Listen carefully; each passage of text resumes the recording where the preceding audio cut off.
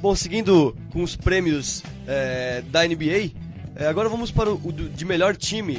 Nicolas e Lucas, para vocês, a disputa fica entre Golden State Warriors e Atlanta Hawks ou tem mais algum time na disputa? Acho que é unanimidade, né? Não, só os dois só. Só os dois, e acho que o Atlanta jogou bem, fez muito com pouco.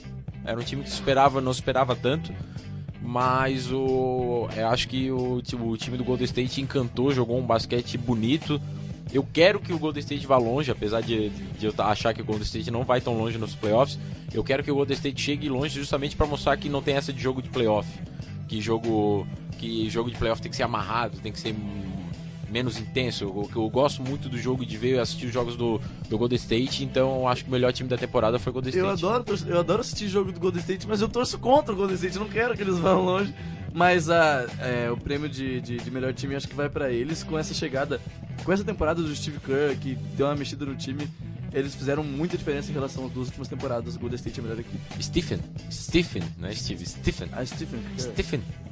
Stephen Kerr. Não, mas tô falando do Steve Kerr, o técnico. Ah, o Steve Kerr. Não Tá. o Stephen Curry. Ah, tá. Pode ser até Stephen Curry, se não me engano, sei lá.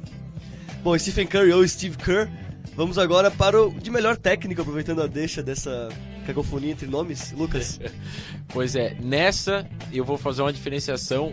Eu vou votar no técnico do Atlanta Hawks, que agora me fugiu o nome. Desculpem. Já vamos buscar a informação aqui. Porque o time do Atlanta Hawks realmente não tinha uma expectativa para chegar longe. Não tem tantos talentos quanto tem o time do Golden State. O trabalho que o... Mike Budenholzer. Esse mesmo, Mike Budenholzer. Perdão aí aos ouvintes que são fãs de basquete, que acompanham bastante pelo ato falho. Mas enfim, eu acho que o trabalho que ele fez com o Atlanta Hawks e conseguir, por exemplo, ele conseguiu 19 vitórias seguidas, sendo 17 em janeiro.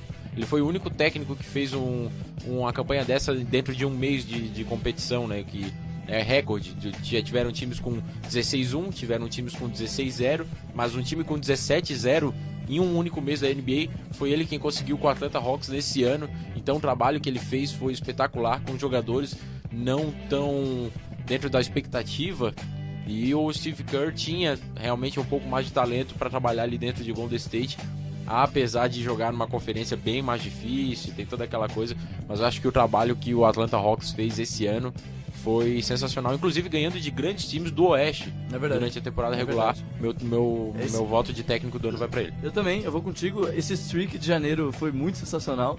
Eles até fizeram uma piadinha no Twitter lá e tal com o nome, botando um W a cada vitória que eles faziam no login da equipe do Hawks, né? Hawks, vários Ws. Aí ficou com 17 Ws, passava o limite do que o Twitter permitia. E o Budenholzer teve uma diferença muito grande da temporada passada pra cá com o Hawks, então por isso que eu acho que ele leva vantagem sobre o Steve Kerr, porque a equipe venceu 38 partidas na temporada passada, se classificou em quarto no Pacífico, deve ter sido o sétimo, oitavo ou sexto do lado leste, e esse ano foi o primeiro vencendo 60 partidas, quase o dobro, então essa diferença me fez votar no Mike Budenholzer também. Bom, vamos seguir então agora o calouro do ano. Pra ti, Nicolas, quem foi o jogador novato que mais se destacou nessa temporada 2014-2015? Cara, essa é uma pergunta muito difícil. Eu assisti o All-Star, o jogo de All-Star lá e tal, e aí tem aquele jogo dos americanos contra os de outros países, né? O resto do mundo que joga na NBA. E aí o Andrew Wiggins me impressionou muito, porque ele jogou muito bem nesse All-Star. E aí ele fez umas enterradas monstruosas na NBA. Aí eu comecei a assistir, olha, o Andrew Wiggins, você é calouro. Nossa, você tá jogando muito bem, meu voto vai pra ele. Ele que foi o primeiro pick do ano, né, que era pra jogar que era o pick do Cleveland Cavaliers, ele foi trocado, foi posto aí na troca do Kevin Love, a chegada do LeBron e tal. O Cleveland queria montar um time pra hoje, e o Wiggins é um jogador pra amanhã. Mas realmente o meu voto também vai pro Andrew Wiggins, com um destaque de lamentação pela contusão do Jabari Parker, que se contundiu logo na metade da temporada, e com um destaque, uma menção honrosa para o Mirotic, jogador do Chicago Bulls, que chegou já mandando no time, né? Ele veio do basquete europeu, então é um cara aí que tem que ser lembrado também para os próximos anos, mas é o calor do ano esse ano, Andrew Wiggins. Bom, vamos agora para o momento Rui Rui BR. Qual foi o jogador brasileiro que se destacou na NBA nessa temporada, Lucas? Olha só, nenhum jogador brasileiro se destacou, nenhum foi tão mal, mas nenhum foi tão bem, assim, né, nessa temporada regular, pelo menos na temporada regular. A gente achou que o Splitter tinha ficado bem à frente na temporada passada, né? O Splitter, o próprio Nenê jogou bem na temporada passada com números expressivos esse ano. Ele sofreu um pouco mais com as contusões e tudo mais, mas acho que no playoff ele pode aparecer bem. Mas mesmo assim, o melhor jogador brasileiro na temporada pra mim foi o Nenê. O Varejão, infelizmente, teve aquela contusão. De novo, né, cara? De novo perdeu a temporada e dessa vez por uma contusão, acho que tendão de Aquiles, Foi. né? E era um time que tinha tudo. Aí agora, no ano que vem, ele vai voltar com mais 2 concorrentes O Mozgov. no playoff. O Mozgov e o Kendrick Perkins estão no Cleveland Cavaliers. Ele vai ter que disputar a vaga com esses 3, sendo que ele era o titular absoluto desse time. Vamos ver nos próximos anos, na próxima temporada, como é que fica. O Leandrinho apareceu legal no final da temporada, na metade pro final da temporada. O Steve Kerr começou a usar ele mais e viu que ele é um jogador realmente que pode render ainda. Ele ainda continua com uma certa velocidade, não tanto quanto ele tinha na época de Phoenix, mas é um cara que pode jogar legal. Mas meu voto vai pro Nenê. Meu voto vai pro Nenê também. Eu acho que ele foi muito importante no garrafão da equipe do Washington Wizards. Fez com que o Washington fosse tão bem nessa reta final. Ele apareceu muito bem na reta final também, pegando muito rebote e tal, pontuando, que é uma coisa que o Nenê não fazia tanto antigamente. Aí ele pontuou muito bem. Então, acho que ele se diferencia dos outros por isso. O Leandrinho, ele entrou muito bem, mas ele joga numa equipe muito mais formada, né? Uma equipe muito mais pronta. Inclusive, vale uma menção honrosa pro Leandrinho, porque nas outras temporadas dele a gente destacava ele só como o velocista. O Leandrinho é o velocista. Infiltra, faz a bandeja e aí não passa disso. Nesse ano ele tem entrado, se não como um sexto homem, como um bom reserva e fez jogadas muito expressivas, aquela inclusive a salsa do Stephen Curry, que é uma infiltração boa dele. Ele apareceu muito bem, então acho que essa pode ser definida como uma das melhores temporadas dele, mesmo ele sendo reserva, mas meu voto continua sendo do Nenê. Bom, vamos seguir então com a premiação do Linha dos 3 aqui da NBA. Esse título também que é muito importante, que é o melhor jogador defensivo da temporada. DeAndre Jordan. Ponto. 15 rebotes por jogo, muito toco. Na ausência do Blake Griffin, ele rendeu demais também. Quando o Blake Griffin ficou machucado, ele perdeu, se eu não me engano, 1 mês de temporada. Foi, exatamente. DeAndre Jordan, pra mim, acho que não vejo ninguém próximo dele. E foi numa reta importante que o Blake Griffin saiu. Foi ali na época do All-Star. Depois do All-Star ficou mais uns 20 dias. Então, quase a reta final, e o DeAndre Jordan fez uma diferença muito boa. Minha menção aqui pro Anthony Davis, que é o rei dos tocos. No rei dos tocos é o Anthony Davis. E também... Se eu não me engano, ele é um jogador com uma maior média de tocos. Eu posso procurar aqui depois. E também uma baita menção pro Marc Gasol, que melhorou seu jogo defensivo nessa temporada, além de atuar muito bem ofensivamente, mas fica com o Lucão. DeAndre Jordan é o meu jogador defensivo. Bom, fim dessa premiação, vamos dizer, positiva, dos melhores tudo da NBA. Vamos pra parte ruim, começando com o time que decepcionou nessa temporada de 2014. Anthony Davis, acabei de olhar. É o cara com 2.9 tocos por partida. Sensacional. E o DeAndre Jordan tem o maior número de field goals aí, ó.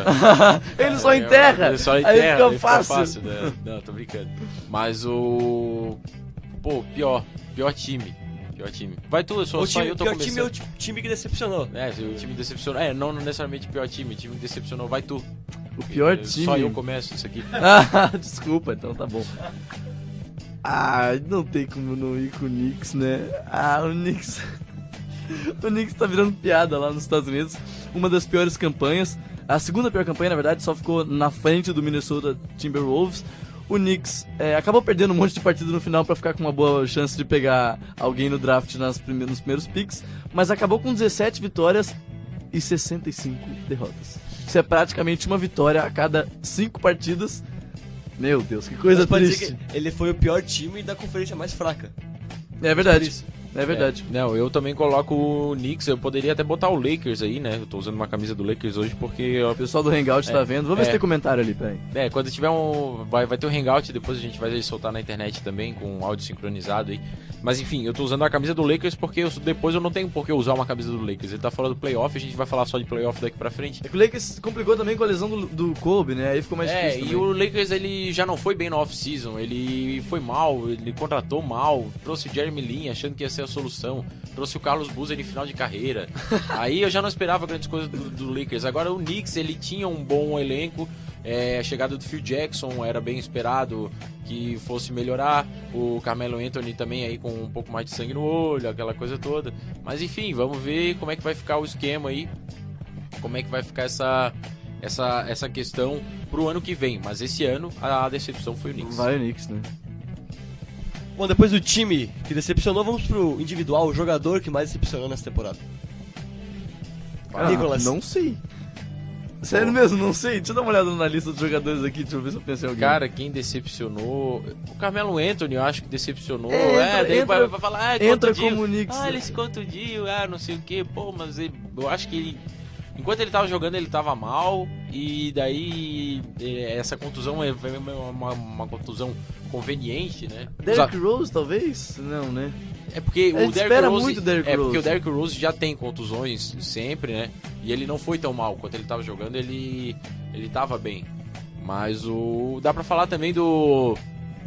O maluco que soprou na cara do LeBron, como é que é o nome? Stephenson. O Lance Stephenson, é verdade. O Lance Stephenson que ia chegar pra ser o cara do time do Hornets, do Charlotte Hornets, e chegou e não foi nada. Já quiseram trocar ele no meio da temporada, daí ele ficou.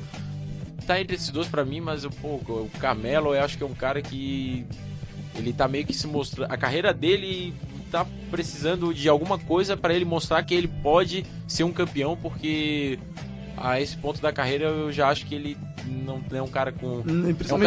É um bom jogador que, ao que tudo indica, vai terminar sem título. Principalmente não com essa equipe, né? O Carmelo é um cara que já foi muitas vezes pro All-Star e não parece que vai pra lugar nenhum. Bom, é isso? A BG diz que é isso. A BG diz que é isso. Que é isso. Então, bom, fim de papo nesse primeiro Linha dos Três de 2015, mas pode ficar tranquilo que vai ter muita NBA pra você nesse próximo 1 mês e meio. Lembrando que as finais vão acontecer lá no comecinho de junho, então a gente tem ainda vários programas pra fazer pela frente. Vamos tentar ser um pouco mais concisos nos programas. Fechando esse especial, essa volta, a galera tava com muita vontade de A falar. gente falou de 82 jogos de cada equipe em um programa só. Dá vontade mesmo de ficar falando. Depois esse programa vai pro YouTube? Programa? Vai, A gente pode vai dividir os assuntos, né, daquele jeitinho Maroto. legal, que daí dá pra ir clicando certinho em cada... Mixcloud também, né? Mixcloud, SoundCloud. Já com a deixa, então você pode ouvir e procurar a gente no Mixcloud ou soundcloud.com/jornalismo esportivo UFSC e fazer o download, deixar seu comentário lá e também curtir o programa. O Facebook é o Jornalismo Esportivo UFSC, pode também lá curtir a página, deixar o comentário, compartilhar o programa, mostrar pros amiguinhos, dar aquela força pra gente. E participar também, né, nos próximos aí, se começar a rolar mais comentários aí, a gente começa a falar aqui no meio do programa, tá? Exatamente. O negócio pode ser interessante, é sempre interessante a interatividade, até de pessoas que acompanham o basquete há mais tempo do que a gente, que podem ajudar a gente a dar um up aí no programa, dar uma complementada em informações e tudo mais, é sempre bem-vindo as opiniões. Exatamente. Valeu! Até a próxima! Linha dos Três.